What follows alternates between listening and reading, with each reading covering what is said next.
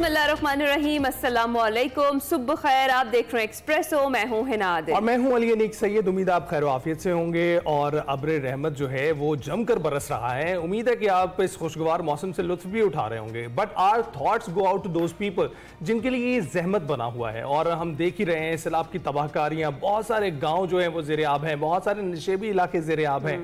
हमारी जो life stock है उनको बहुत नुकसान पहुंचा है। और इस वक्त जो मुतासर इलाके हैं उसमें स्कूल्स भी बंद हैं, तो बच्चों की पढ़ाई का हर्ज भी हो रहा है। कुछ बंदोबस्त किए गए हैं, कुछ असातिज़ा को जो है अपॉइंट किया गया है कि वो उनको वहाँ पे तालीम की फराहमी को यकीनी बना सकें। लेकिन इस सारी सूरत हाल से हम दो चार हैं तो ये एक आसमानी आफत की तरह ही दिखाई देती है। पंजाब के तीनों दरियाओं में सैलाबी पानी जो है वो तबाही मचा रहा है। मशरिक और वस्ती पंजाब में जो इसके बाद तबाही मचाने के बाद रावी, चिनाब और सतलुज के बिफरे जो रैले हैं वो अब जनूबी पंजाब में तबाही मचा रहे हैं। और मुजफ्फरगढ़ में सैलाबी रैला पहुंचते ही रंगपुर में हिफाजती बंद टूटने से जवाना बंगला की तमाम बस्तियां डूब गई हैं। हजारों एकड़ पर काश्त फसलें दरियाबुर्द हो गई हैं। जी हाँ, उधर PTM के मुताबिक पंजाब में सैलाब से अमवात की जो तादाद है वो 41 हो गई है। 24 लाख से ज़ायद शहरी मुतासर हुए हैं। 3100 गाँव और 2900 मौज़ाजात डूब गए और 9 लाख से ज़ायद लोगों को महफूज मकामात पर मुंतकिल किया गया है। ये ह्यूज नंबर्स हैं। दूसरी जानिब इस्लामाबाद में बादलों की धुआंधार इनिंग्स ने चंद घंटों की जो बारिश थी उसे शहर को पानी पानी कर दिया है। सड़कें तालाब का मंजर अब पेश करने लगी हैं। नदी नालों में तूफ़ानी है, ट्रैफिक बुरी तरह मुतासिर है। और उधर रात गए कराची, गुलशन मेमार, गडाप टाउन और सुपर हाईवे M9 और मज़ाफ़ात में बूंदाबांदी हुई और बुनेर में सूरत हाल फिर से बिगड़ गई है और कदर नगर में पानी की सतह बुलंद हो गई है। सैलाबी रैला पीर बाबा खौड़ की तरफ बहने लगा है और इंतजामिया ने अलर्ट भी जारी कर दिया। ये सारी सिचुएशन है जो काफ़ी वर्स है। मुख्तलिफ शहरों से हमारे नुमाइंदगान हमें ज्वाइन करेंगे। हामिद चौधरी हमें मुल्तान से ज्वाइन कर रहे हैं, शहजाद तबानी ब्यूरो चीफ सखर है, वहां से ज्वाइन करेंगे, और नई मसगर इस्लामाबाद से ज्वाइन करेंगे। आगाज में मुल्तान चलते हैं। हामिद बताइएगा, इस वक्त आप कहां मौजूद हैं और इस वक्त की क्या सिचुएशन है? क्या रोड्स को बंद कर दिया गया है ट्रैफिक के लिए? क्या सैलाबी रैला आने की वजह से जो ट्रैफिक है उसे रोक दिया गया है? जी बिल्कुल, इस वक्त मैं दरिया चिनाब के हेड मोहम्मद वाला रोड के ऊपर मौजूद हूँ। ये अकबर फ्लड बंद है मेरे साथ। जो पानी का सैलाबी रेला था जो त्रिमो से निकला था, अब वो तकरीबन 4.5 लाख के लगभग क्यूसिक जो है वो मुल्तान के हेड मोहम्मद वाला पहुंच चुका है। पानी की सूरत हाल से बढ़ने के बाद जो है ज़िले इंतजामिया ने रात गए जो है हेड मोहम्मद वाला रोड जो है जो कि KPK से मुल्तान को मियाँ वाली, मुजफ्फरगढ़ और झंग के साथ मिलाता है, तो उसको जो है रात गए बंद कर दिया गया था। ट्रैफिक के लिए बिल्कुल जीरो कर दिया गया है। अभी भी इस वक्त देखें जो सिक्योरिटी एहलकार बड़ी तादाद में मौजूद हैं। ये सामने जो आपको कैंप्स नजर आ रहे हैं ये गिरी वाला चेक पोस्ट है और चेक पोस्ट के साथ बिल्कुल फ्लड बंद है और अंदर पानी आ चुका है। 4,09,000 क्यूसी की यहाँ गेज है, जबकि हेड मोहम्मद वाला के करीब जो पुल है वहाँ से पानी जो है तकरीबन 4.5 लाख के करीब गुजर रहा है। अब पानी की सूरत हाल जो है वो ज़्यादा खतरनाक होती जा रही है। तकरीबन 100 से ज़्यादा मुआवजात जो हैं वो मुकम्मल तौर पर डूब चुके हैं, जबकि ये दूसरा एंड जो है दूसरी साइड है ये दरिया की, ये मुकम्मल तौर पर अभी खाली है।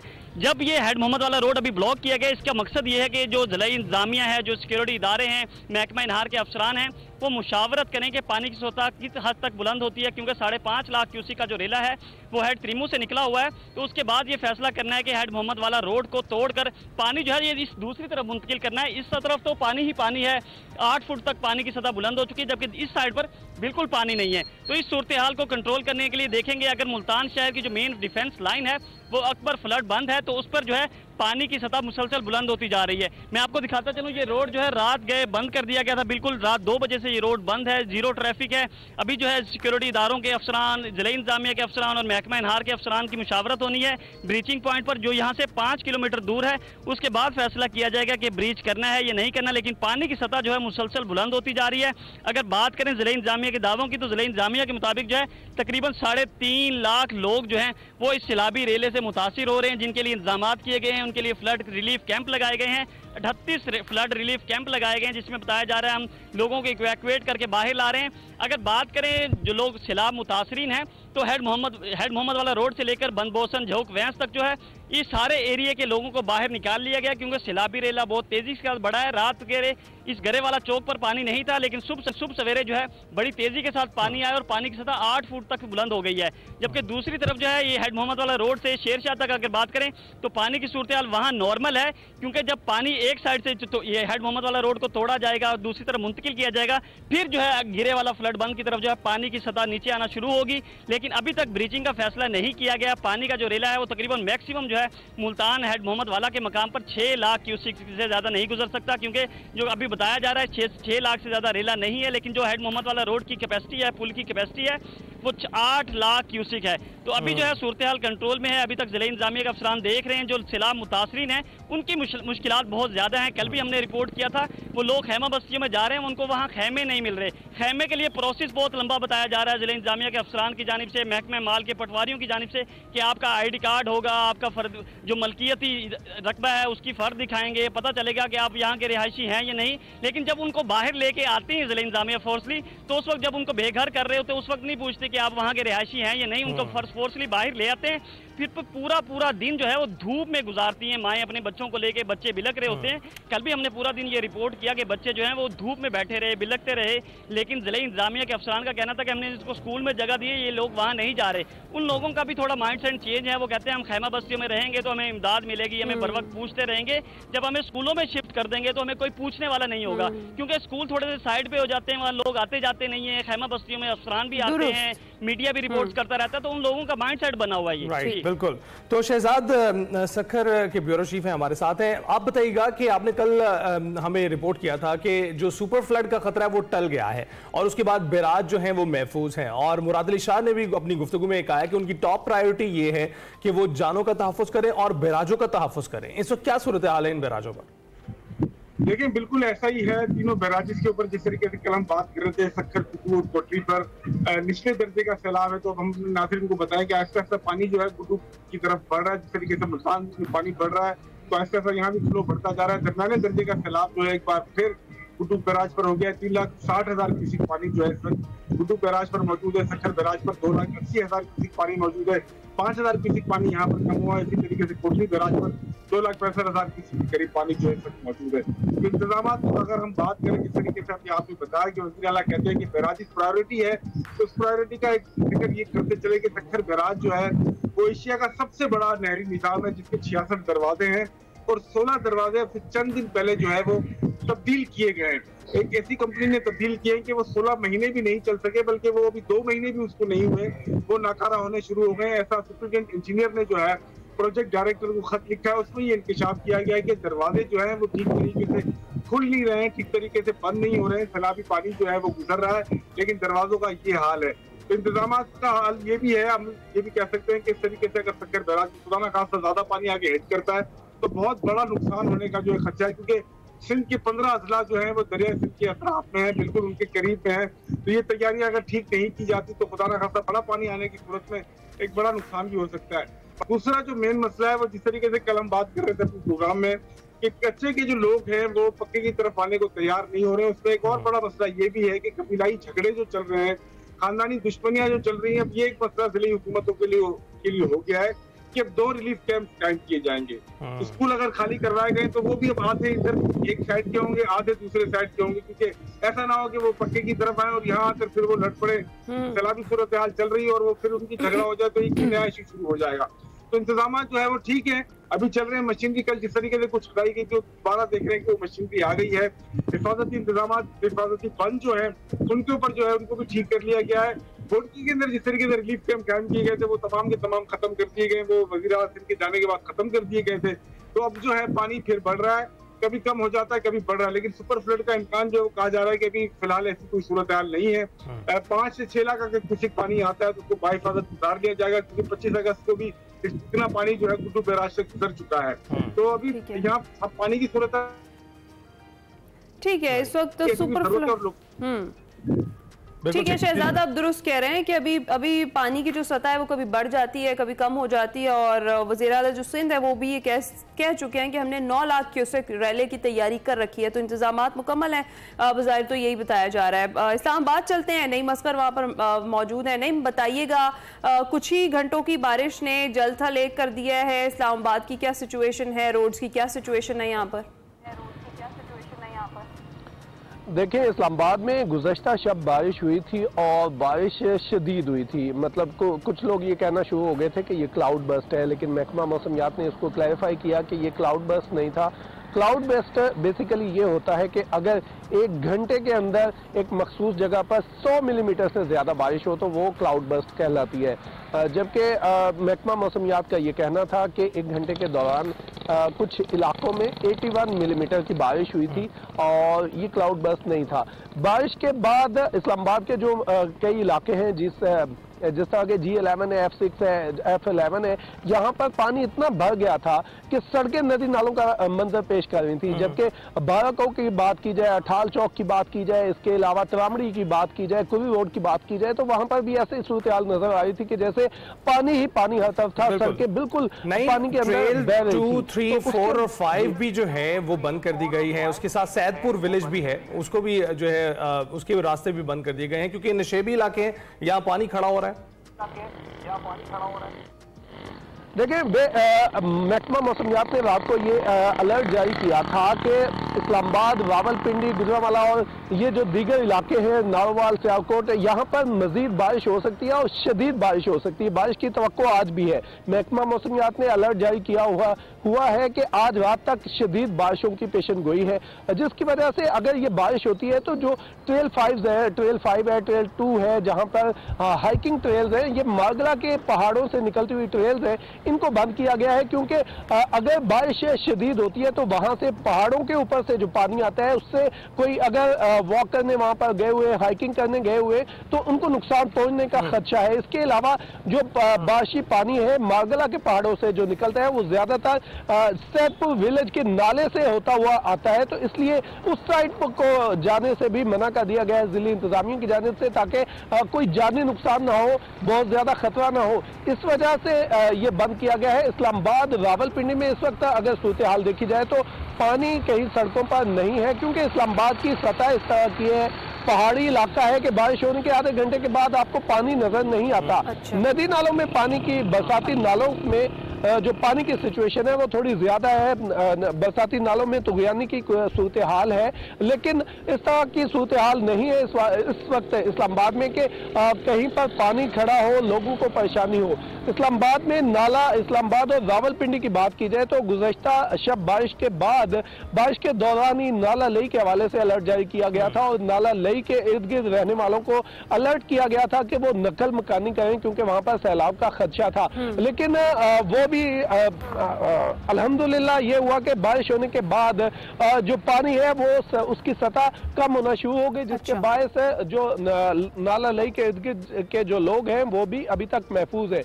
महकमा मौसमियात ने ताहम ये अलर्ट जारी किया हुआ है कि आज रात तक 1 सितंबर से 2 सितंबर रात तक शदीद बारिशों की पेशन गोई है। इस्लामाबाद, रावलपिंडी, जेहलम, गुजरांवाला, सियालकोट, फैसलाबाद और हाफजाबाद में सैलाब की भी पेशन गोई, जो नदी नाले हैं, बरसाती नाले हैं, वहां पर पेशन गोई की गई है कि उनमें तुगयानी आ सकती है क्योंकि बारिश ज्यादा हो सकती है। इस्लामाबाद में भी जो कल बारिश हुई है वो अचानक इस कदर शदीद बारिश हुई है कि चंद मिनटों के अंदर सड़कें जो है वो नदी नालों का मंजर पेश करना शुरू हो गई थी और जो लोग हैं वो परेशान हो गए थे कि ये। लेकिन उसके बाद सूरत हाल आपने कहा कि कंट्रोल में थी क्योंकि शहर का इंफ्रास्ट्रक्चर कुछ इस तरह से है कि पानी ज्यादा देर खड़ा नहीं होता, लेकिन पिछले दिनों की जो बारिश थी उन्होंने इस्लामाबाद और पिंडी में खासूसी तौर पर बहुत ज्यादा तबाही मचाई थी।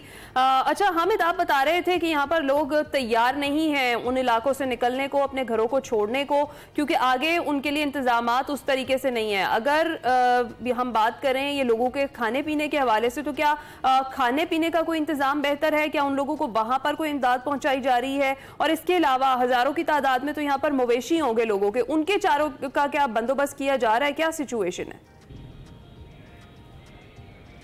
हिना, अगर बात करें उन लोगों की जो मैंने आपको पहले बताया कि एक साइड है हेड मोहम्मद गरेवाला चौक से लेकर सलार वहन तक, तो इस इलाके के जो लोग हैं, दरिया का पानी बहुत ज़्यादा है, यहाँ से लोगों को रात गए जो है आखिरी वार्निंग देकर निकाल लिया गया था क्योंकि सैलाबी रेला जब दाखिल हुआ है तो बड़ी स्पीड से मुल्तान की तरफ पानी आया है, तो लोगों को बाहर निकाल लिया गया था और लोगों को महफूज मकामात पर मुंतकिल करने का कहा गया था।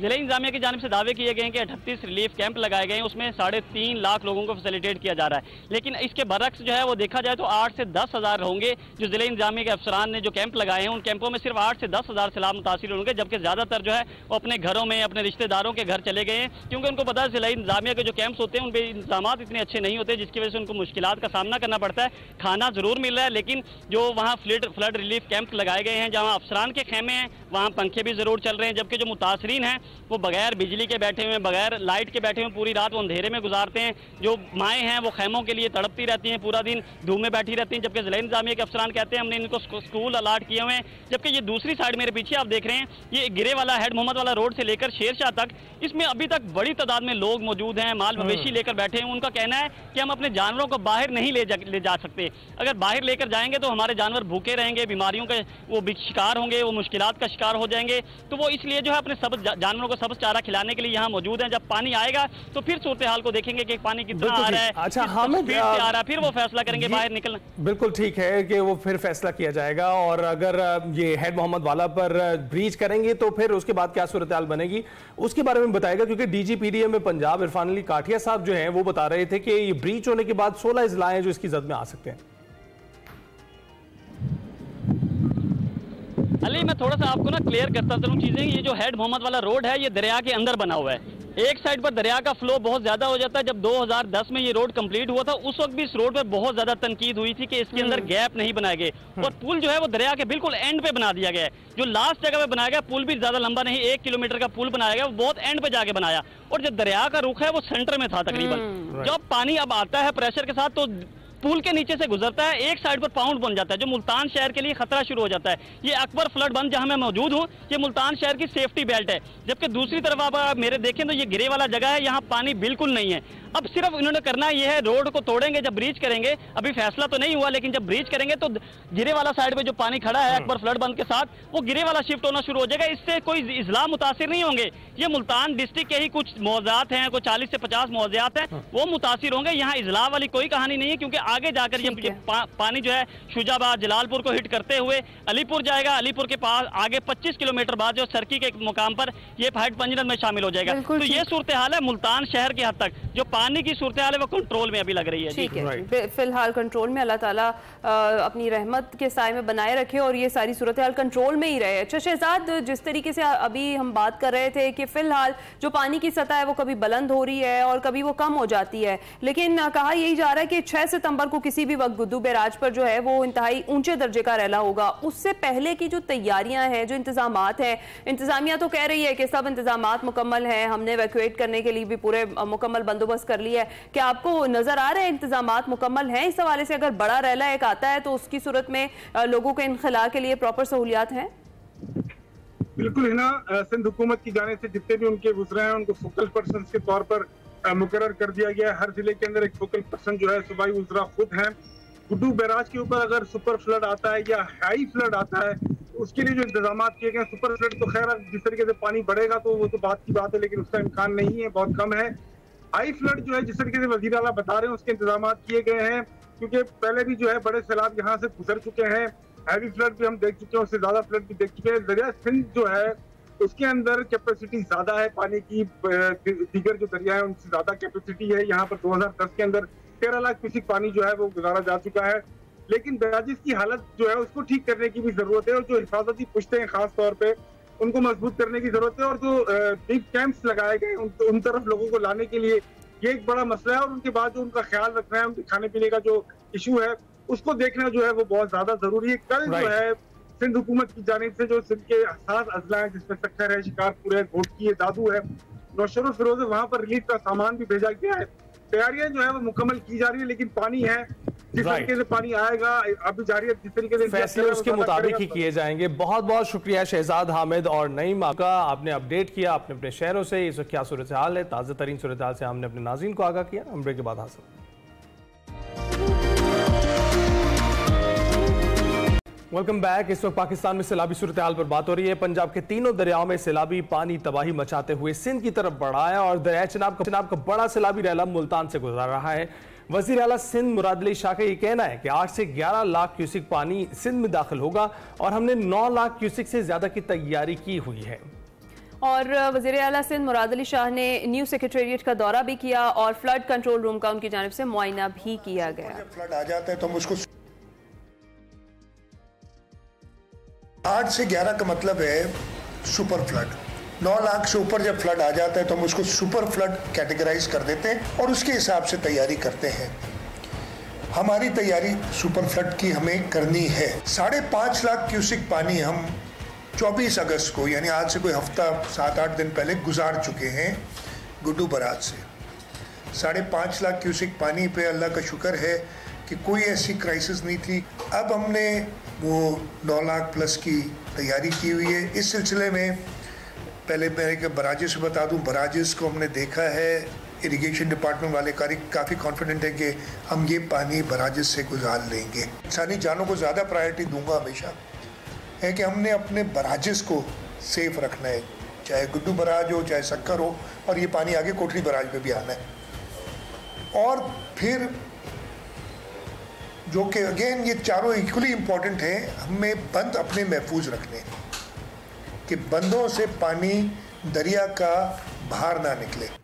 इसी तमाम तर सूरत हाल पर हमने बात करनी है। मैं ज्वाइन कर चुके हैं तर्जुमान सिंध हुकूमत सादिया जावेद साहिबा। सादिया साहिबा, आपके वक्त का बहुत शुक्रिया। अस्सलाम वालेकुम। ये बताइएगा कि मुराद अली शाह साहब कह रहे हैं कि 9 से 10 लाख की तैयारी कर ली गई है, लेकिन 31 तारीख को चेयरमैन एनडीएमए की जानिब से ये बताया गया था कि 11 से 12 लाख क्यूसेक तक का एक बड़ा रैला जो है वो गुड्डू बैराज पर आएगा। तो क्या उस हवाले से तैयारियां मुकम्मल हैं और सिंध हुकूमत की हिकमत अमली क्या होगी अगर ये इतना बड़ा रैला जो है वो यहाँ से गुजरता है? तो थैंक यू वेरी मच। सबसे पहले तो आपके व्यूअर्स को गुड मॉर्निंग। जी, सिंध हुकूमत ने सुपर फ्लडिंग की तैयारी की है, क्योंकि आप लोगों को याद होगा कि जब पाकिस्तान में सुपर फ्लडिंग हुई थी 2010 में, तो गुड्डू बैराज से 13 लाख क्यूसेक पानी गुजारा था उस वक्त भी पाकिस्तान पीपल्स पार्टी की सिंध हुकूमत ने। और इस वक्त भी मुकम्मल तौर पर सिंध हुकूमत तैयार है, क्योंकि जब 9+ जैसे कि आपने खुद शॉर्ट सुनाया है कि चीफ मिनिस्टर साहब ने कहा है कि जैसे ही पानी 9+ होगा तो इट इज सुपर फ्लड। तो अब वो 9 हो, 10 हो, 11 हो, 12 हो, इट इज सुपर फ्लड। तो we have to be ready for the super flood. अच्छा देखिए, अभी एनडीएमए या सिंध गवर्नमेंट या फेडरल गवर्नमेंट जो नंबर्स दे रही हैं वो एक वो है जो हम सोच रहे हैं कि एस्टिमेट कह सकते हैं। अभी इस वक्त सिंध गवर्नमेंट एग्जैक्टली क्या क्वांटिटी ऑफ वाटर गुड्डू से पास होगा वो नहीं बता सकती, क्योंकि जब पानी पंजनत पहुंचेगा जहां पर 5 दरिया का पानी एक जगह जमा होगा और वो वहां से सफर शुरू करेगा गुड्डू के लिए, तो उस वक्त सिंध गवर्नमेंट और इरिगेशन डिपार्टमेंट सिंध जो है वो क्लियर हो जाएगा कि हमारे पास कितना पानी एक्सपेक्टेड है कि गुड्डू बैराज में आएगा। तो उस वक्त हम क्लियर पिक्चर कर सकेंगे, क्योंकि पंजनत से गुड्डू का भी सफर 2 से 3 दिन है। तो उस वक्त भी हमारे पास एक टाइम होगा कि अगर कोई चीज हमें करनी है तो वो उसके लिए वो जो 2-3 दिन होंगे वो हम कर सकेंगे। बिल्कुल ठीक। तो साथी साहब, इस वक्त बैराजों की क्या सूरत हाल है? और आपने जिस तरह से बताया, हमने सुना भी मुराद अली शाह साहब को कहते हुए कि जो है इनकी सेफ्टी को टॉप प्रायोरिटी में रखा जाएगा। किस तरह से रखा जाएगा, इसके लिए क्या इंतजाम किए आपने? देखिए, इस वक्त अगर मैं बात करूं तो गुड्डू बैराज 3,60,000 क्यूसेक पानी पे है। अपस्ट्रीम की बात कर रही हूँ, और डाउनस्ट्रीम है 3,45,000। आपको सीएम साहब के शॉर्ट में उन्होंने खुद कहा है कि जी 5 लाख से ऊपर पानी गुड्डू से हम गुजार चुके हैं। देखिए, गुड्डू बैराज की कैपेसिटी है 12 लाख। मैं आपको बता रही हूँ कि 13 लाख का पानी गुड्डू बैराज से 2010 में बाआसानी बाहिफाजत गुजरा था। बैराज को कोई खतरा लाहक इस वक्त नहीं है, लेकिन देखें डैम्स, बैराजेस, ये सब हमारे यहाँ बने हुए। Irrigation department Sindh fully high alert पर है। तमाम बैराजेस की मुकम्मल निगरानी की जा रही है। तमाम जो बंद हैं हमारे पास, उनकी मुकम्मल निगरानी की जा रही है कि कोई नाखुशगवार वाकया या हादसा पेश पेश ना आए। ठीक है। अच्छा साजिद साहिबा, तैयारी मुकम्मल है, इसके अलावा मुराद अली शाह साहब ये भी कह रहे थे कि जो कच्चे का इलाका है इससे वो सारा का सारा जो है वो डूब जाएगा। इसके अलावा भी कोई इलाका ऐसा है जिसके डूबने का खतरा अगर सुपर फ्लड होता है तो उसकी सूरत में, और वहां भी इंतजामात मुकम्मल है? देखिए, गुड्डू बैराज से कोटरी डाउन स्ट्रीम जहां ये पानी आकर समंदर पर गिरेगा, वहां तक पीडीएमए और सिंध एडमिनिस्ट्रेशन ने, सिंध हुकूमत की एडमिनिस्ट्रेशन ने 900 रिलीफ कैंप्स जो है वो पॉइंट आउट कर दिए हैं। उसमें हर तरह की तैयारी है, खाने पीने से लेकर मेडिकल फैसिलिटी, और जो माल मवेशी, क्योंकि हमारे पास कच्चे का इलाका ही डूबेगा।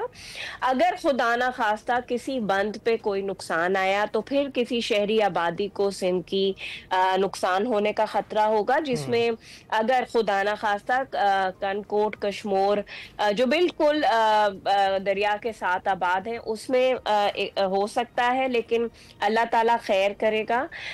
कच्चे के इलाके की 16 लाख की आबादी है, वहाँ माल मवेशी कितने हमारे पास एग्जैक्ट नंबर्स मौजूद हैं, और हमने उसी तरीके का इसीलिए 900 मकामात को पॉइंट आउट करके स्कूल्स खाली कराए गए, सरकारी इमारतें खाली कराई गई हैं, ताकि उससे ये हो सके कि अगर लोगों को नकल मकानी कराने की ज़रूरत हो तो जो कि शुरू करा दी, क्योंकि इस वक्त सिंध हुकूमत का फोकस है गुड्डू टू सखर, क्योंकि जब तक गुड्डू टू सखर पानी आएगा अंदाज़ा भी क्लियर होगा कि जी गुड्डू से सखर कितना पानी आ रहा है। उसके बाद तो इस वक्त मेजर फोकस है गुड्डू टू सखर, जहां 9-10 लाख क्यूसेक पानी जो है वो गुजर सकता है। बिल्कुल ठीक, थैंक यू वेरी मच। आपके जो तफसीलात आपने फराहम किए हैं, गुड सखर मतलब कोटरी बैराज तक जो पानी आएगा उसके हवाले से साजिद साहब आगाह कर रही थी। सिंध हुकूमत की तैयारियों के हवाले से उन्होंने आगाह किया। हम ब्रेक पर जाएंगे।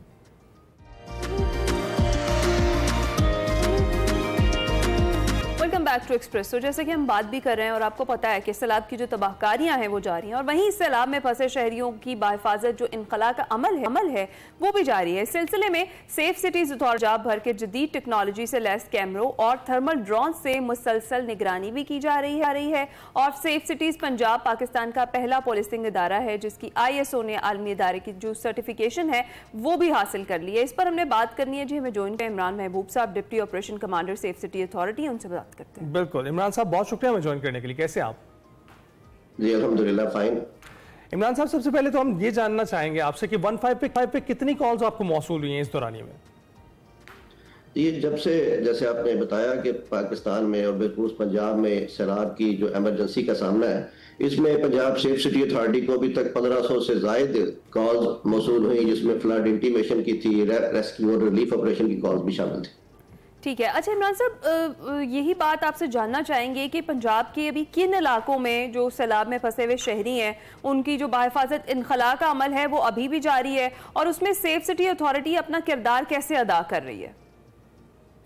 जी बिल्कुल, उसमें मैं थोड़ा सा आपको बताना चाहूँ कि पंजाब सेफ सिटी अथॉरिटी का, जैसे कि भी आपने जिक्र भी किया कि ये फ्लड रिलीफ और रेस्क्यू ऑपरेशन में बड़ा इंस्ट्रूमेंटल रोल है जो भी इन्होंने प्ले किया, और ये टीवी और मीडिया चैनल्स के ऊपर भी चला।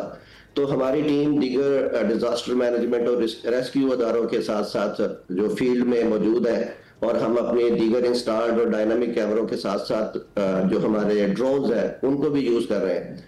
और हमारे ये ड्रोन्स अब उसमें ना सिर्फ उसकी फ्लड की सर्विलेंस कर रहे होते हैं, उसकी असेसमेंट कर रहे होते हैं, बल्कि किसी किस्म के ऐसे सैलाब में फंसे हुए अफराद के रिलीफ ऑपरेशन और उनके रेस्क्यू ऑपरेशन में भी उनको सपोर्ट कर रहे होते हैं। इसमें अब चूंकि हमारे कैमरा जो हैं वो ड्रोन कैमरे जो इंफ्रारेड हैं, इंफ्रारेड कैमरों की मदद से और उनके हीट सिग्नेचर की मदद से भी आइडेंटिफाई करते हैं इंसानों को और जानवरों को। तो अब उसके लिए इमरजेंसी ऑपरेशंस और रिलीफ ऑपरेशंस को जारी रखने के लिए दिन और रात की तमीज भी अब नहीं है, तो हम ऐसे ऑपरेशंस अब रात को भी जारी रखे हुए हैं, जिसकी वजह से बहुत सारे अफराद और जानवरों की जान बचानी मुमकिन हो सकी। बिल्कुल ठीक। और ये जो थर्मल ड्रोन्स हैं, कितने लोग इसे ऑपरेट कर रहे होते हैं, और हमारे नाजरीन को भी बताइएगा क्योंकि हम विजुअल्स भी चला रहे हैं कि इसका ऑपरेशन किस तरह से होता है, जरा तफसीलन आगाह कीजिएगा। जी, हमारे जो 13 हमारी टीम्स हैं जो पंजाब के जितने फ्लड अफेक्टेड एरियाज हैं उनमें मौजूद हैं ड्रोन कैमरों के साथ, और ये एक पूरी टीम एफर्ट होती है जिसमें ड्रोन जो है वो इंफ्रारेड टेक्नोलॉजी के साथ, इंफ्रारेड कैमरों के साथ और उनके हीट सिग्नेचर को आइडेंटिफाई करते हैं और हमें सिग्नल देते हैं कि कोई इंसान या जानवर किसी ऐसी डिस्ट्रेस में फंसा हुआ है। और ये हम शहर के अंदर तो 2 से 3 किलोमीटर और हमारे जो देहाती एरिया वहां पे हम 8 किलोमीटर तक इन कैमरों की मदद से देख सकते हैं, और 200 से 300 मीटर की हाइट के ऊपर भी हम इसको सर्विलेंस कर रहे थे। ठीक है। अच्छा इमरान साहब, एक और चीज़ भी बताइएगा कि डेफिनेटली बहुत ज़्यादा काम हो रहा है सेफ सिटीज़ जो है अथॉरिटी, और जिस तरह से थर्मल ड्रोन्स की टेक्नोलॉजी भी इस्तेमाल की जा रही है, अभी तक ज़िला इंतज़ामिया के साथ मिलकर किन किन इलाकों में ये प्रोजेक्ट जो है इसके तहत काम किया गया है और लोगों को बाहिफाजत वहाँ से निकाला गया है?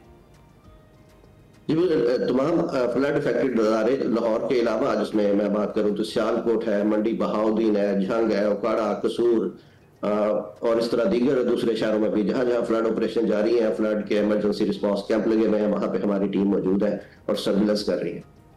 अच्छा इमरान साहब, कोई एक ऐसा भी एरिया है जहां तक आपको इत्तलात भी हैं और आप देख भी सकते हैं कि वहां पर लोग फंसे हुए, लेकिन उनको रेस्क्यू करने के लिए अभी भी मुश्किलात है क्योंकि जो सैलाबी पानी है वो अभी भी वहां पर मौजूद है?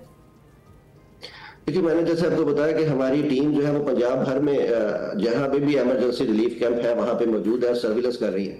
और हमारे जो ड्रोन की टेक्नोलॉजी है वो भी मैंने अर्ज किया कि वो 2 किलोमीटर से लेके 8 किलोमीटर तक उनकी रेंज है। तो हम उनको ऐसे तमाम अदारे या ऐसे लोग जो किसी सैलाब में फंसे हुए हैं, रिलीफ के मुंतजिर है या वो रेस्क्यू के मुंतजिर है, तो हम उनकी कॉल लेके या हम अपने ड्रोन कैमरों के जरिए उनकी सर्विलेंस करने के बाद, उनकी दुरुस्त आइडेंटिफिकेशन करने के बाद, जो हमारे रिस्पांस के और डिजास्टर मैनेजमेंट के और रेस्क्यू के अदारे हैं उनको ये कोड भी देते हैं और उनकी सर्विलेंस के जरिए दुरुस्त आइडेंटिफिकेशन में उनकी मदद भी करते हैं। राइट। तो खान साहब, बस ये बताइएगा कि सबसे ज्यादा आपको प्रॉब्लम किस जगह पर आई है जहां पर मुश्किलात का सबसे ज्यादा सामना करना पड़ा है? ये अभी तक ऐसी सर्विलेंस में हमें ड्रोन सर्विलेंस में तो किसी किस्म की कोई मुश्किल का सामना नहीं करना पड़ा, लेकिन जैसे आप जानते हैं कि सैलाब की जिस तरह की सूरत हाल है, लोगों की मदद करना, दुरुस्त तरीके से किसी सैलाब में फंसे हुए दिन या रात को फंसे पुष्ट रखते हुए उनको आपने आइडेंटिफाई करना और फिर उनके रिलीफ ऑपरेशन की निगरानी करना, उनको सपोर्ट करना, तो इटसेल्फ बड़ा चैलेंजिंग काम है। बिल्कुल है और जिस तरीके से काम किया जा रहा है वो वाकई काबिल तहसीन है, काबिल तारीफ है। अच्छा इमरान साहब, जो सेफ सिटीज पंजाब है पाकिस्तान का पहला पॉलिसिंग इदारा है जिसने आलमी इदारे ISO की सर्टिफिकेशन हासिल की है, ये कितनी बड़ी अचीवमेंट है? जी, हमारा चूंकि एक हाईटेक एनवायरनमेंट में और जो भी हमारे रेस्क्यू ऑपरेशन है, थोड़ा सा मैं इसमें अगर डिटेल में बताऊं कि हम जो जितनी भी इमरजेंसी कॉल्स होती हैं उसमें दीगर पुलिस के साथ साथ दीगर जो हमारे इमरजेंसी रिस्पांस को जो रिस्पॉन्ड करने वाले अदारे हैं उनके इमरजेंसी रिस्पांस को टाइमली इंश्योर कर रहे होते हैं और उसकी एफिशिएंसी को इनहेंस कर रहे होते हैं, और ये सारा अमल परफॉर्मेंस ऑटोमेशन और टेक्नोलॉजिकल सपोर्ट के जरिए किया जा रहा होता है। तो ये परफॉर्मेंस एफिशिएंसी को इंश्योर करना और टेक्नोलॉजी को यूज करना, ये सब चीजें कुछ SOPs की और एक उसको डिमांड कर रही होती हैं। तो हमारी जो भी इंटरनेशनल चीजें हैं, जो रिक्वायरमेंट्स हैं परफॉर्मेंस डिस्पोजल की, हम उसको फॉलो कर रहे हैं और ये ISO 9000 के जो सर्टिफिकेशन है ये उसका एक हमारी परफॉर्मेंस पे एतमाद को शो कर रहा है। बिल्कुल ठीक। तो खान साहब, एक आखिरी चीज़, एक आखिरी पैगाम जो आप लोगों तक पहुंचाना चाहें कि एक जदीद इदारा अवेलेबल है, ISO की सर्टिफिकेशन अवेलेबल है, कम्युनिकेशंस बेहतरीन है, तो किस तरह से एक आम आदमी इससे फ़ायदा उठा सकता है? 15 पे कॉल करते वक्त किन चीज़ों का ख्याल रखना चाहिए उसको? देखिए, इसमें एक चीज तो मैं बताता चलूं आपके सवाल के तनाजुर में पब्लिक अवेयरनेस के लिए भी कि 15 की जो कॉल है ये बेशक हर लोग जुबान ज़द-ए-आम है, किसी को बताने की जरूरत नहीं पड़ती, लेकिन ये इमरजेंसी कॉल है तो इसमें गैर जरूरी कॉल्स ना की जाए। हम डेली 1 लाख से ज्यादा इमरजेंसी कॉल्स को ले रहे होते हैं और उस इमरजेंसी कॉल्स को फिर हम मुख्तलिफ अदारों है, वो लॉ एनफोर्समेंट है, पुलिस है और दीगर डिस्ट्रिक्ट मैनेजमेंट के या डिजास्टर मैनेजमेंट के रेस्क्यू ऑपरेशन के अदारे हैं, उन तक उस कॉल्स को पहुंचा रहे होते हैं और ये सारा अमल टेक्नोलॉजिकल सपोर्ट और परफॉर्मेंस ऑटोमेशन के जरिए किया जा रहा होता है। बिल्कुल ठीक है, बहुत शुक्रिया। इमरान महबूब साहब हमारे साथ मौजूद थे, deputy commander safe city authority, और बता रहे थे किस जदीद तरीके से, किन जदीद टेक्नोलॉजीज का इस्तेमाल करके लोगों को जो सैलाब मुतासरीन है उनकी मदद की जा रही है, उनका इनखला मुमकिन बनाया जा रहा है। अभी हम जाएंगे एक ब्रेक पर, आप कहीं मत जाइएगा। शो के दूसरे हिस्से में खुश आमदीद। बहुत सी मुलाकातें अभी बाकी हैं। गोल्ड मेडलिस्ट से भी आपकी मुलाकात करवाएंगे, फ्रीलांसर से भी मुलाकात होगी और क्रिकेट पर भी बात होगी। लेकिन अभी वक्त हुआ है सेगमेंट निकले तेरी तलाश में का, इसमें आज बात हो रही है कि किसी एक वाक़े पर बगैर तहकीक किए बयानबाजी हमारी आदत बन चुकी है। आइए चलते देखते हैं।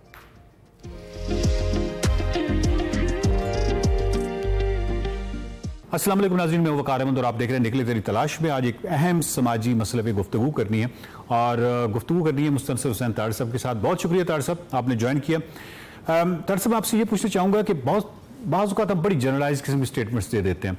अर्बन कल्चर में अभी हालिया कुछ अरसे में मैं देख रहा हूँ कि एक तन्हाई बहुत है और उस तन्हाई की शक्ल में यानी लोग एक इंडिविजुअलिज्म की तरफ भी जा रहे हैं। और अगर किसी की मौत वाक़या हो जाए तन्हाई में तो उसके बाद एक सोशल मीडिया पे तूफान आ जाता है। मसलन अगर किसी बड़ी उम्र की खातून या मर्द की वफ़ात हो जाए, डेथ हो जाए तन्हाई में, तो बहुत ज़्यादा उसकी औलाद को के बारे में बहुत सारी स्टेटमेंट्स दी जाती हैं और उनको बुरा भला कहा जाता है, जबकि लोग हकीकत से यानी कोई फर्स्ट हैंड इन्फॉर्मेशन उनके पास नहीं होती कि उनकी औलाद वाकई उन्होंने छोड़ा था या कोई और क्या वेरिएबल्स हैं, क्या मामलात हैं, ये कुछ नहीं मालूम होता। कुछ मालूम किए बगैर एक जनरलाइज स्टेटमेंट देना आपके नज़र में क्या है? वो चाहे औलाद के बारे में हो, चाहे वालिदैन के बारे में हो, दोनों तरफ की मैं बात कर रहा हूँ। इसके हवाले से क्या कहना चाहेंगे आप? देखें, बात ये है कि ओवरऑल मैं भी मीडिया का ही एक फ़र्द हूँ। बिल्कुल बिल्कुल। और मीडिया और उसके तमाम जो भी है व्हाट्सएप वगैरह जो भी शाखें हैं, ये चलती हैं स्कैंडल के ऊपर, यानी कि इनको चौंकाया जाए ताकि लोग वो ख़बर पढ़ें और लोगों को रुलाया जाए। चुनांचे ये बड़ा अच्छा किया आपने मुझसे पूछ लिया। मैं इसके बारे में कुछ कहना चाहता था कि हमारी एक कोलीग थी खालदा रियासत की बहन जी, मेरे साथ भी उन्होंने ड्रामों में काम किया, मैं उनको जानता था बड़ा अर्सा पहले। उनके साथ कोई मसला हुआ और इसी तरह एक और को खातून थी, उनके नाम से वाकिफ़ नहीं था, उसको बड़ा ख्याल आ गया कि पता नहीं 2 माह से वो वहाँ थी। लेकिन इन सारे जो हैं सानिहात, उनमें हमेशा औलाद को मतऊन किया जाता है कि जी वहाँ से बेटा नहीं पहुँचा, किसी ने परवाह नहीं की, किसी ने खबर नहीं ली, किसी ने फ़ोन नहीं किया। जी बिल्कुल ऐसे। आप ज़रा ये देखें कि हर तस्वीर के 2 रुख होते हैं। अगर उसको आपने स्कैंडल्स बनाना, लोगों को रुलाना है ना, तो फिर ठीक है, वन साइडेड आप कहते हैं कि देखे कितने लाचार एक बंदा बैठा हुआ, इसके घर वालों ने इसे, बच्चों ने इसे, बीवी ने इसे घर से निकाल दिया। सो ये खबर बनती है। लेकिन अगर ये खबर हो कि उसके साथ अच्छा सलूक किया जा रहा है तो वो कोई पढ़ता नहीं है। तो जैसा कि मैंने अर्ज़ किया कि 2 रुख होते हमेशा। और दूसरी बात, कोई एक साहब एहसान जता रहे थे कि मैंने दिन रात काम किया और मैंने बच्चों के लिए ये किया, उनको पूछे उनसे कभी वो भूखे सोए हैं, मैंने रोटी दी, ये वो। तो मैं आज यही करना चाहता हूँ कि औलाद जो होती है, क्योंकि आप उसे पैदा करते हैं, वो आपकी जिम्मेदारी, आप उसके ऊपर एहसान नहीं कर रहे उसको पाल के। ठीक है, अगर वो काइंडनेस दिखाते हैं, एक्स्ट्रा मोहब्बत दिखाते हैं, वालिदैन दिखाते हैं, लेकिन बुनियादी तौर पे ये उनका फरीज़ा है क्योंकि उन्होंने औलाद को पैदा किया होता है। वेयरएज़ औलाद जो है अगर वो खिदमत करती है तो मेरा ख्याल है कि वो उससे ज़्यादा अहम है, वो ज़्यादा काबिल सताइश है। और मैंने देखा है कि बहुत ही, मैं नाम नहीं लेना चाहता, ऐसे बाप जिन्होंने पूरी उम्र औलाद को सताए रखा, कोई ख़र्चा नहीं दिया वगैरह वगैरह, और जब वो बीमार हुए तो औलाद ने उनकी इतनी खिदमत की कि मैं हैरान रह गया कि मैंने कहा कि ये शख्स इस तरह का सलूक किया गया है। चुनांचे तस्वीर का हमेशा 2 रुख होते हैं, दोनों को देख लेना चाहिए। अच्छा, मैं यहाँ एक वैसे ही हवाला देना चाहता हूँ। एक हमारे दोस्त हैं मालिक इरफान, हमारे प्रोग्राम में भी आ चुके हैं, लाहौर के भी एक्सपर्ट हैं, पूरी दुनिया में ट्रेनों पर जो लॉन्ग डिस्टेंस ट्रेन सफ़र किया हुआ है। ही लिव्स इन अलास्का, 20-25 साल से वो वहाँ पे हैं अमेरिका वगैरह में। उनको अपनी माँ की बीमारी की खबर मिली और वो सारा कुछ छोड़ के पिछले 2-3 साल से उनके पास बैठे हुए हैं, उनकी खिदमत कर रहे हैं। सो मच सो कि उनकी खाला हैं एक, और वो भी ज़्यादा उम्र होने की वजह से ज़रा थोड़ी सी खिसक गई हैं, उनकी भी खिदमत कर रहे हैं। तो ऐसे बेटे भी होते हैं ना कि सारा कुछ छोड़ के माओ की खिदमत कर रहे हैं। तो आप क्यों जो एक्सेप्शनल केसेस हैं उनके, जो लोनलीनेस में डेथ्स हुई हैं, वो आप ये भी देख रहे हैं कि वो उनकी अपनी चॉइस भी है। और ये कहा गया कि भाई उन लोगों ने चाहा कि हम एक तरह ज़िंदगी गुजारना चाहते। अब औलाद क्या करे, उनको फोर्स करे? अगर उनकी मर्जी ऐसी है, यानी अगर वो कांटेक्ट ही नहीं रखती अपनी औलाद से, तो औलाद क्या करे? मैं मानता हूँ कि औलाद भी बुरी निकल आती है, उसमें मतलब एक्सेप्शन होते हैं, लेकिन ओवरऑल बिलीव मी, मैं बहुत सारे नाम ले सकता हूँ एक्टर्स के जिनकी औलाद उनकी अब भी खिदमत कर रही है और अब भी वो औलाद के पास रहते हैं और वो बड़ी खुश व खुर्रम ज़िंदगी बसर कर रहे हैं। ये दर्जनों ऐसे इंस्टेंस हैं। तो उनको भी आप देखिए ना, उनके हवाले भी दीजिए ना, बजाय इसके कि आप कोई एक शख्स या एक खातून या एक इंडिविजुअल जो स्टेटमेंट देता है लोगों को रुलाने के लिए, और उसमें थोड़ा सा वो सेल्फिश इसलिए भी हो रहा होता है कि गुमनामी के एक लंबे अरसे के बाद उसे लाइमलाइट मिल रही है औलाद को बुरा भला कहने के लिए। चुनांचे तस्वीर के दोनों रुख देख लीजिए। बहुत शुक्रिया तार साहब। नाज़रीन, बुनियादी तौर पे जो तार साहब ने बार बार ये कहा है कि तस्वीर के दोनों रुख देखने ज़रूरी हैं। तस्वीर के दोनों रुख क्यों देखने ज़रूरी हैं? इसलिए देखने ज़रूरी हैं क्योंकि इससे आप मुतासिब नहीं रहते। आपका जो फैसला है या आपकी जो राय है उसमें तासुब नहीं रहता। लेकिन इसके लिए दोनों रुख देखने के लिए थोड़ा तरद्दुद करना पड़ता है। ये तरद्दुद हम नहीं करना चाहते और हम मेंटल शॉर्टकट्स के बुनियाद पर ज़िंदगी गुजारते हैं। ये जो मेंटल शॉर्टकट्स हैं ये हमें सहूलत तो देते हैं क्योंकि हमारे ब्रेन को काम नहीं करना पड़ता, लेकिन उसके साथ साथ हमें मुतासिब कर देते हैं। तो हमें तस्वीर के दोनों रुख देख के फिर फैसला करना चाहिए, फिर राय देनी चाहिए। देखते रहिए निकले तेरी तलाश में।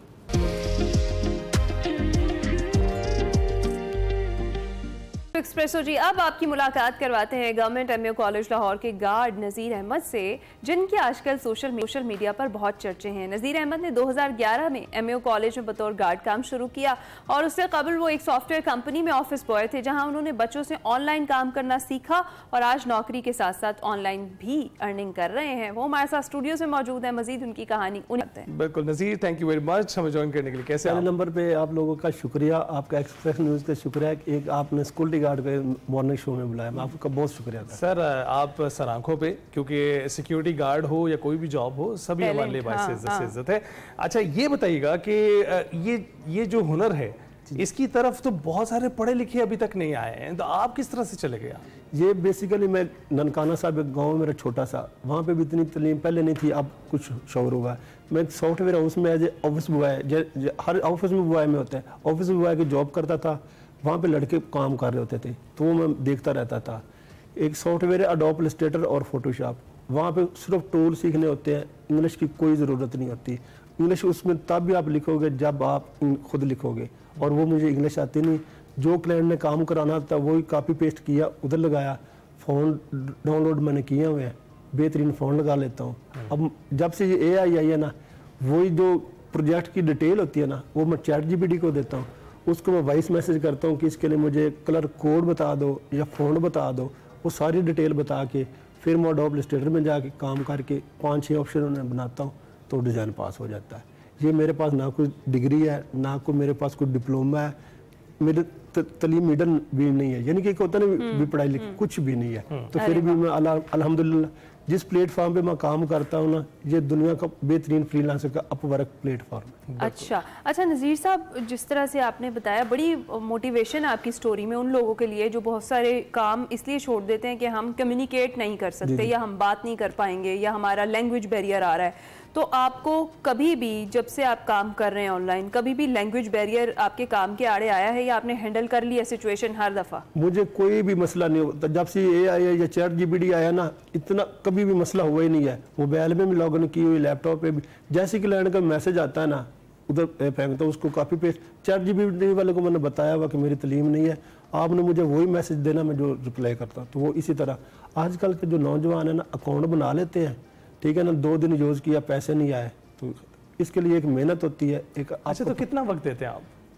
ईमानदारी से बताऊँ, मैं 2 या 3 घंटे देता हूँ बस दिन में 2-3 घंटे। हाँ, वो भी रात को जब प्रोजेक्ट मिलता तब मोबाइल पे नोटिफिकेशन आ जाता है जॉब का, जो मेरे रिलेटिव जॉब होती है ना, उस पर मैं अप्लाई कर लेता हूँ। तो क्या आप खुद तय कर सकते हैं आपके कौन से घंटों में आप काम कर सकेंगे, अवेलेबल किन घंटों में? मैं सुबह मॉर्निंग टाइम होता हूँ, फजर टाइम होता हूँ, नमाज टाइम पढ़ता हूँ, उसी टाइम प्रोजेक्ट पर पढ़ता हूँ, तहज्जुद की भी नमाज पढ़ता हूँ। जो फ्रीलांसर होता है ना, नमाज 5 टाइम की पढ़ेगा, दुआ करेगा, तब उसको प्रोजेक्ट मिलेगा। मैं आपको सही बातें बता रहा हूँ। उसके बाद प्रोजेक्ट मिलेगा, फिर पास होने की दुआ करेगा, उसके बाद फीडबैक की दुआ करेगा। ये भी सही है। जो फीडबैक होता है ना, ये एक फ्रीलांसर की। आगे जो दूसरे यूरोपियन लोग हैं ना, वो डिग्री नहीं देखते, वो सिर्फ स्किल देखते हैं और वो काम देखते हैं और कुछ भी नहीं देखते। अब जब से मैं सोशल मीडिया पे वायरल हुआ हूँ ना, डेली मेरे अकाउंट पे व्यू जो जा रहा है 300 जा रहा है, 500 जा रहा है, वो देखते हैं कि ये बंदा फेक है। फेक फूक कोई भी नहीं है। मेरे न्यूज़ वालों ने अपवर्क पे मुझे ईमेल की है कि ये आप कि मुझे वेरिफिकेशन मांगी, तो उन्होंने मुझे, मैंने कहा दे दो। तो इस तरह के। अच्छा, ज़बरदस्त। अच्छा बताएं कि एवरेज एक दिन में कितने प्रोजेक्ट्स या कितना काम आपको मिल जाता है या आप कर सकते हैं? कोई लिमिट है कि एक जॉब करनी है या 2? नहीं, कुछ क्लाइंट होते हैं वो इनवाइट प्रोजेक्ट देकर चले जाते हैं, यानी कि उन्होंने अपने आप ही प्रोजेक्ट दे देना होता है, मुझे इनवाइट उनको दे देना था। और दूसरी गल, महीने में तकरीबन 200 या 300 डॉलर कर लेता हूँ, या कभी कभी 250 भी कर लेता हूँ, कभी कभी 100 भी कर लेता हूँ। फ्रीलांसर को पक्की होता है ना, भी पक्का काम है, वो नहीं होता। कभी कभी 1000 भी मिल जाता है। यानी कि एक क्लाइंट आता है ना, कुछ क्लाइंट होते हैं वो 200 डॉलर का काम कराते हैं, कुछ क्लाइंट होते हैं वो 50 डॉलर का काम कराते हैं। जो सबसे ज्यादा मेरे बेस्ट क्लाइंट है ना, वो ऑस्ट्रेलियन है, वो पैसे भी अच्छे देते हैं और साथ बोनस भी देते हैं। और मुझे ऑस्ट्रेलिया के स्पेलिंग नहीं आते, मैं आपको झूठ नहीं बोल रहा। उसके बाद USA, कनेडा, न्यूजीलैंड है, इन्हीं के मैं काम करता हूँ। एशिया का मैं काम नहीं करता, क्योंकि वो कहते हैं सिक्योरिटी गार्ड है, तो इसलिए, और वो फीडबैक भी नहीं अच्छे। तो ये आपने सब कुछ मेंशन किया हुआ है अपनी प्रोफाइल में? हाँ, ये प्रोफाइल पे सारे लोग देखते हैं। मेरे प्रोफाइल पे एक एजुकेशन लिखा होता है, तो मैं लिखा हुआ मेरी एजुकेशन नहीं है। अच्छा। लेकिन सब काम मिलता है, वो लोग ये नहीं देखते। अब मेरा हाँ प्रोफाइल, जिसका प्रोफाइल अच्छा होगा। प्रोजेक्ट्स मुकम्मल किया आपने अभी तक? तकरीबन मैंने 700 प्रोजेक्ट कंप्लीट किए हुए हैं। ठीक अच्छा, है ना? अब इसी से जुड़ा हुआ मेरा सवाल है। वैसे तो गलत बात है, ख़वातीन से उनकी उम्र और मर्दों से उनकी सैलरी या इनकम नहीं पूछी जाती, लेकिन चूंकि आप मोटिवेशन है बहुत सारे लोगों के लिए जो आपको देख रहे हैं, तो कितनी माहाना अर्निंग आपकी हो जाती है इस काम से? इस काम से कभी मेरा $200 निकल जाता है और कभी 300, सिर्फ लोगो डिजाइनिंग का। अगर मैं इस पे दूसरे काम करूं, वेबसाइट का करूं, ब्रोशर का करूं, कवर का करूं, तो ये मेरा 1000-1500 निकल जाएगा। मेरा टीम नहीं है, मैं खुद अकेले ही करता हूं। तो अभी तक माहाना मैक्सिमम आपने कितने अर्न किए हैं? एक दफा मैंने 500 किया था, और जो हाईएस्ट लोगो है ना, हाईएस्ट लोगो $165 का किया था। और जो फर्स्ट मुझे जॉब मिली थी ना, $100 की मिली थी।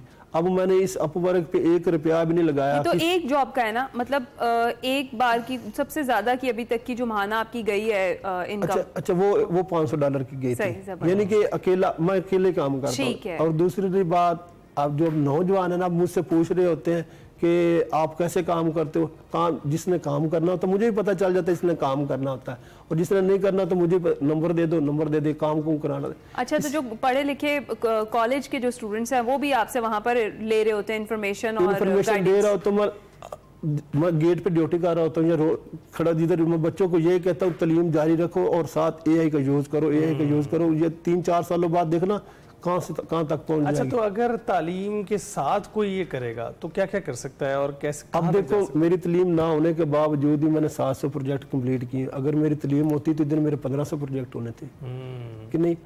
अब देखो, मैं किसी को, अभी मैंने सोच लिया जो वेबसाइट है या कुछ लोग रखूंगा, उनको प्रोजेक्ट दे के आधे पैसे उनको दूंगा, आधे पैसे, ताकि उनकी भी अर्निंग हो जाए। अब मेरे साथ काफ़ी लोग जुड़े हैं, जब से मैं सोशल मीडिया पे आया हूँ ना, मुझे लोग प्रोफाइल भी देंगे, उनका प्रोफाइल लगा के उनको भी काम दे। मैं कहता हूँ जैसे मैं कमा रहा हूँ ना, लोग भी पैसे साहब, ये सबसे अच्छी बात है जो आप सोच रहे हैं सोसाइटी के लिए, कि जैसे आप काम कर रहे हैं लोग भी करें। क्योंकि अक्सर ऐसे होता है कि अगर कोई एक शख्स को कोई ट्रिक या कोई काम पता चल जाता है, वो किसी दूसरे के साथ शेयर नहीं करता। तो आप जो है वसीला बन रहे हैं बहुत सारे लोगों के लिए, तो अल्लाह ताला आपके काम में भी बरकत डाले, आपके लिए मजीद आसानियां भी करे और बहुत बड़ी मोटिवेशन है, खासतौर पर हमारी यूथ के लिए भी। बहुत शुक्रिया नज़ीर साहब, जिस तरीके से आपने अपने काम को जारी रखा हुआ है अपनी जॉब के साथ साथ, ये वाकई ये चीज़ है और इस तरह के लोगों की सोसाइटी को ज़रूरत है। हम जाएंगे ब्रेक पर, आप कहीं मत जाएगा।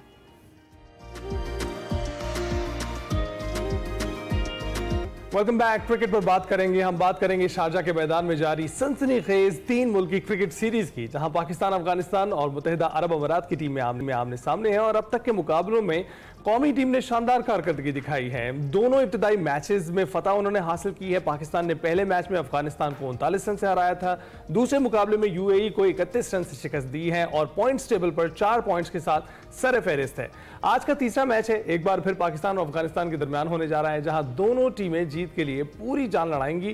क्या पाकिस्तान अपनी मुसलसल कामयाबियों का सिलसिला जारी रख पाएगा या अफगानिस्तान आज अपनी हार का बदला लेगा? इस पर हमने बात करी। जी हाँ, हमें ज्वाइन कर चुके हैं सलीम खालिद साहब, सीनियर स्पोर्ट्स तज्जियाकार है। अस्सलाम वालेकुम सलीम खालिद साहब, गुड मॉर्निंग, आप कैसे हैं? Good morning. वालेकुम अस्सलाम, मैं ठीक हूँ। आप लोग भी एंजॉय कर रहे होंगे फाइनली क्रिकेट को, वरना तो ज्यादातर हार ही रहा। फाइनली सलीम खालिद साहब सही कह रहे हैं, हमारी खुशी का अंदाजा आप ही लगा सकते हैं सिर्फ। अच्छा बताएं, ये जो इतना जबरदस्त आगाज हुआ है ट्राई नेशन सीरीज का, कंटिन्यू कर पाएगी हमारी टीम? क्या कहेंगे इस पे आप? तो कंटिन्यू कर पाएगी, लेकिन मैं हमेशा एक बात, हमारे जो लोग हैं बहुत ज्यादा एक्सपेक्टेशंस अभी भी मत रखते हैं। ठीक है, टीम ने अब जीतना शुरू किया है, 2 मैचेस जीते, अफगानिस्तान से जीता है, यूएई से जीता है, लेकिन आगे असल इम्तिहान हमारा होना है एशिया कप में। वहां पर खासतौर पर इंडिया से जो मैच होगा, इवन श्रीलंका भी अच्छी टीम है, अब बांग्लादेश से हम हार गए थे अभी, लेकिन इम्प्रूवमेंट नजर आना शुरू हो गई है हमारी टीम में। और जो एक कह रहे थे, जिससे एक बड़ा मजाक भी उड़ा था कि जदीद और बेखौफ क्रिकेट, अब वाकई कुछ ऐसा झलक नजर आई है उन पहले 2 मैचों में जो हमने देखा कि प्लेयर्स कोशिश कर रहे हैं। बैटिंग की मैं बात कर रहा हूँ, बैटिंग में कि वो अटैकिंग क्रिकेट खेल रहे हैं, खासतौर पर हसन नवाज की अगर हम बैटिंग देखें, साइड को हम देखें, और इवन जो दूसरे प्लेयर है, चाहे थोड़ा कंट्रीब्यूट किया है 15-20 रन, लेकिन एक इंटेंट नजर आ रहा है, जिसकी वजह से पहले मैच में 182, दूसरे मैच में 207 रन पाकिस्तान ने बनाए। 16-17 साल हो गए यूएई में खेलते हुए पाकिस्तान को, बड़े बड़े तुरम खान इस दौरान आए, लेकिन पहली बार पाकिस्तान क्रिकेट टीम ने यूएई में 200 रन बनाए, 200 प्लस स्कोर किया। पिछले के इम्प्रूवमेंट है, लेकिन अब ये 2 मैच जीत के हम ये सोचें कि यार ये दोबारा टीम वर्ल्ड चैंपियन बन जाएगी, इंडिया को भी हरा देगी, टू अर्ली। इम्प्रूवमेंट नजर आ रही है, उम्मीद रखनी चाहिए, लेकिन बहुत ज्यादा तैयारी के लिए तो आपको तमाम टीमों के साथ मुकाबले के लिए तैयार रहना पड़ेगा। अफगानिस्तान हल्की टीम नहीं है, बहुत बड़ी बड़ी टीमों को इन्होंने हराया है, लेकिन दूसरी जानिब यूएई की टीम निस्बतन नहीं है। आपको लगता है कि जो हमारे सीनियर खिलाड़ी हैं उनकी अदम मौजूदगी से भी कोई फर्क पड़ा है? देखिए, अब तक तो कोई ऐसा खास फर्क हमें अभी नजर नहीं आया, लेकिन जैसे मैंने पहले कहा, अभी यूएई ना तो तजुर्बेकार टीम है, आपको जिससे एग्री करते हैं, अफगानिस्तान की टीम अच्छी, उसको हमने हरा दिया था। लेकिन एक बात याद रखने की है, जो हमारे ये सीनियर्स खेल रहे थे, तो हम लोग कौन सा जीत रहे थे? हम तो हार ही रहे मुसलसल। हमें यूएस ने हराया, हमें आयरलैंड ने हराया, हमें बांग्लादेश ने हराया, हमें जिम्बाब्वे ने हराया। तो इससे अच्छा ये है कि हम सीनियर्स के साथ हारते रहे या नए टैलेंट को भी मौका दें, और उनको अगर चले ठीक है, थोड़ा ये भी हारेंगे, लेकिन कभी ना कभी तो इम्प्रूवमेंट आएगी, जीतना शुरू करेंगे। यही सोच के पीसीबी ने ये शुरू किया था कि नए लड़कों को मौका दिया था, और आहिस्ता आहिस्ता इम्प्रूवमेंट नजर आ रही है। ओवरनाइट ये प्रोसेस नहीं होगा, इसमें टाइम लगेगा। लेकिन देखिए, आपको अभी विकेटें गिरती थी हमारी पहले सीनियर्स के साथ, आप देखते होंगे कि उसके बाद बिल्कुल एक स्लो हो जाते थे, हम लोग डर जाते थे। लेकिन इन 2 मैचों में आप ये चीज देखें, विकेटें हमारी गिर भी रही है, लेकिन स्कोरिंग रेट कम नहीं हो रहा। खासतौर पर जो हसन नवाज है, उनकी वजह से उन्होंने 3 बॉलों पे 3 छक्के लगा दिए थे। तो वही मैं कह रहा हूँ कि थोड़ा थोड़ा कंट्रीब्यूट कर रहे हैं। अभी भी बहुत सारी कमियां नजर आ रही है मिडिल ऑर्डर में जाके, जो खासतौर साहब हम अफगानिस्तान को लाइट ना लें तो ये अच्छा होगा, जिस तरह अली ने भी अभी कहा, और कल की जीत के बाद भी उनका तो कॉन्फिडेंस अब जरा लेवल जो है बरकरार हुआ होगा। तो आज के मैच के लिए क्या एक्सपेक्टेशंस हैं? एक्सपेक्टेशन देखिए, पहला मैच पाकिस्तान ने जीत लिया था, लेकिन अफगानिस्तान नो डाउट T20 की बहुत अच्छी टीम है। इवन हमारे कुछ लोग तो इस सीरीज से पहले ये तक कह रहे थे कि वो एशिया की नंबर 2 टीम है, जिसपे सलमान अली आगा का जो रिएक्शन था वो बड़ा वायरल हुआ था। तो अब पाकिस्तान ने हरा के उनको साबित कर दिया, क्योंकि कभी कभी बैट ट्राइज आता है, पाकिस्तान को बैट ट्राइज आया हुआ था जब अफगानिस्तान से हारे थी, लेकिन अब ऐसा भी नहीं है कि पाकिस्तान बिल्कुल आप इसको नीचे बिल्कुल कर देंगे। ये बात जो अभी आप कर रहे हैं, ये करते हुए डर क्यों लग रहा है? नहीं, डर नहीं लग रहा। मैं कह रहा हूँ कि हमारी टीम ऐसा नहीं है कि बिल्कुल नीचे, अफगानिस्तान से हमारी टीम आगे है और अब तो हमने इनको हरा भी दिया, साबित भी हमने कर दिया है। तो उम्मीद यही है कि अभी अच्छी परफॉर्मेंस का सिलसिला हमारा जारी रहेगा। पिछले दिनों बिल्कुल ऐसा हुआ, कुछ अर्से तक हम लोग मुसलसल हारते रहे, हेड पैच आया था जिसकी वजह से पाकिस्तान टीम को कोई किसी खातिर में नहीं ला रहा। मैं कह रहा हूँ बहुत अच्छी बात है, ऐसे ही कह रहे हैं, ऐसी टीम को कहीं ना कहीं आपको लग रहा है कि बैड पैच जो है वो हमारा कम से कम टीम का तो खत्म हो गया, इंडिविजुअल प्लेयर्स का चले अभी भी देखते हैं कि वो भी चल रहा है। तो आपको क्या लगता है कि एशिया कप के लिए कितना जरूरी है इस जो सीरीज है इसमें अच्छा परफॉर्म करना? बहुत जरूरी है, क्योंकि देखिए अभी बात यही हो रही थी कि हमारी टीम मुसलसल हार रही थी, जिसकी वजह से एक्सपेक्टेशंस लोगों की खत्म हो गई, लोग एक्शन करने लगे। उसका ये हुआ कि किसी गिनती में ही नहीं ला रहे टीम को। अब 2 मैच जीत गई, अब अगर यही टीम इंडिया को हरा दे तो आप सोचे क्या होगा? किसी को एक्सपेक्टेशंस तो है नहीं, खुदा ना खासा रिजल्ट अच्छा नहीं रहा तो लोग मेंटली तैयार हैं कि यार ये टीम तो हारेगा, लेकिन अगर हरा दे तो इंशाल्लाह। तो ये आना शुरू हुई है। इंडिविजुअल आपकी कह रही है, खासतौर पर बॉलिंग में मुझे काफी कमी नजर आ रही है। सलमान ने भी प्रेस कॉन्फ्रेंस में भी ये बात बोली थी कि हमारी जो डेथ ओवर में बॉलिंग है वो बड़ी वीक हो जाती है, और अभी से नहीं कई महीनों से ये इशू चल रहा है कि आखिर के ओवर में बहुत ज्यादा रन दे रहे थे। लेकिन अभी जो नए कोच हमारे आए माइक कैसल, इनकी एक चीज ये भी है कि बहुत ज्यादा चेंजेस करते रहते हैं। अब जैसे पहले मैच अफगानिस्तान के खिलाफ 4 आउट किए, हारिस ने, शाहीन ने 2 आउट किए, अगले मैच में दोनों को बिठा दिया, फिर यंगस्टर आए। आप यकीन माने अगर 207 रन नहीं बने होते, 20-30 रन कम होते तो पाकिस्तान के लिए मैच भी फंस जाता। तो ये थोड़ा सा देखना पड़ेगा कि अब तो जो अभी पूल स्ट्रेंथ बनाने की जो कोशिश की जा रही है, देखा ये जा रहा है कि टीम के बाद भी एक टीम मौजूद हो जो उनकी जगह पर खेल सके, तो ये क्या बेहतर स्ट्रेटजी नहीं है? खेल तो रहे, ये हमारी, आप यही समझेंगे, ये हमारी जो आप कहते थे एक बेंच स्ट्रेंथ है, नए लड़के आए वो नहीं बहुत आजमाया जा रहा है। और जैसे काफी शोर भी मच रहा है कि बाबर को होना चाहिए, रिजवान को भी होना चाहिए, बड़ी डिबेट है ये। और यंगस्टर्स मगर मुसलसल खेल रहे हैं, ये तो एक तरह से यही है कि यंगस्टर्स के ऊपर बोर्ड वो एतमाद कर रहा है, वो खेल रहा है। अभी इन नौजवान प्लेयर्स के ऊपर ही अपने आप को कैसे मनवाते हैं और कैसे परफॉर्म करते हैं और कितना फिर अपनी टीम में जगह मुस्तहकम करते हैं कि अगर ये परफॉर्म नहीं कर पाएंगे तो इतने कि जो लोग ये कह रहे हैं कि बाबर को आना चाहिए, रिजवान को आना चाहिए, ठीक है, और फिर दोबारा बाबर और रिजवान को लेकर आना पड़ेगा हमको।